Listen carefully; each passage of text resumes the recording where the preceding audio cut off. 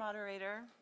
Thank you to the Arab Federation for Human Rights and the Ecumenical Alliance for Human Rights and Development for organizing this discussion and inviting me to contribute. We're here to discuss and think together about the threats that sectarianism and terrorism pose to human rights. As our moderator has said, it is a really sensitive topic, and so I approach it humbly, but also boldly, because it is a topic that is very current for us and important for us today. I'd like to spend some time looking at the definitions of the terms sectarianism and terrorism, and highlight the way that the definitions influence the international efforts and international law. And then look a little bit at the threat posed to human rights and share some thoughts about how to be proactive about countering this threat. Sectarianism is a form of bigotry, discrimination, or hatred arising from attaching relations of inferiority or superiority to differences between groups or subdivisions within groups. Common examples are denominations of a religion, ethnic identity, class, or region for citizens of a state, and factions of a political movement. The ideological underpinnings of attitudes and behaviors labeled as sectarian are extraordinarily varied, ranging from religious to political reasons.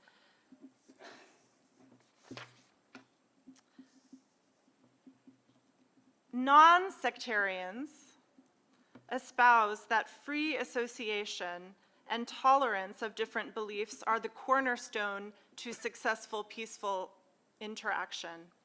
They espouse political and religious pluralism. There's much to say to flesh out the sectarianism in different contexts, which I won't do right now. Terrorism is an even more problematic term. A 2003 study by Jeffrey Record for the US Army quoted a source in 1988 that counted 109 definitions of terrorism that covered a total of 22 different elements to the definition, and another study that counted 100 definitions, concluding that the only general characteristic generally agreed upon is that terrorism involves violence and the threat of violence. Yet terrorism is hardly the only enterprise involving violence. And when we speak of terrorism, we obviously mean more. So there are many groups that have tried to define terrorism, significant state groups, the Arab Convention for the Suppression of Terrorism, the European Union, the United Kingdom, the United States, the UN as well. So even, it is not a new discussion within the UN.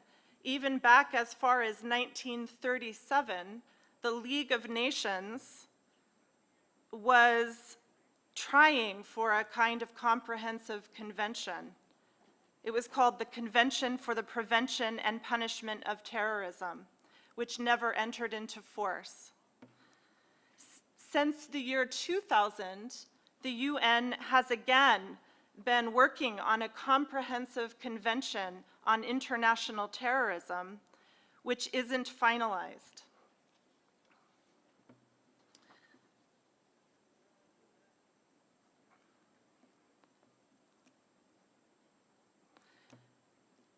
Instead, there have been, in different UN resolutions, several descriptions or discussions that get at, describe terrorism. Perhaps I won't read them, but I will just list a couple.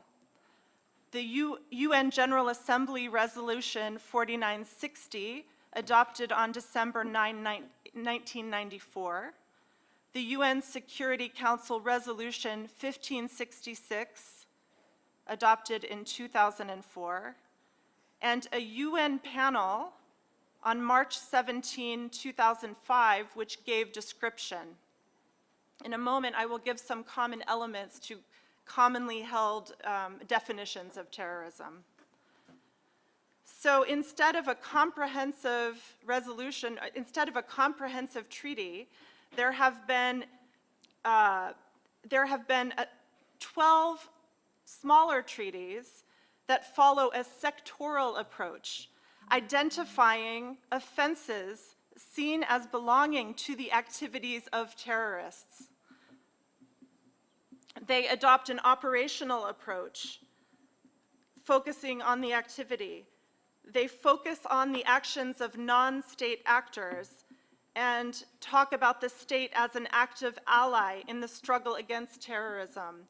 They do not question or get into the issue of the state itself as a possible terrorist actor. And they adopt a criminal law enforcement model for addressing the subject. So they're helpful, but they're limited. Why has the UN and the international community been concerned to come to a consensus or to work on a convention? It is a symbolic role to express society's condemnation of forbidden acts. It facilitates agreement. It provides a basis for common application of a treaty or a convention's obligations on judicial and police cooperation. And it helps states to enact domestic legislation to criminalize and punish the wrongful acts defined in the treaty in conformity with their human rights obligations. So why has it been so difficult to come to a consensus?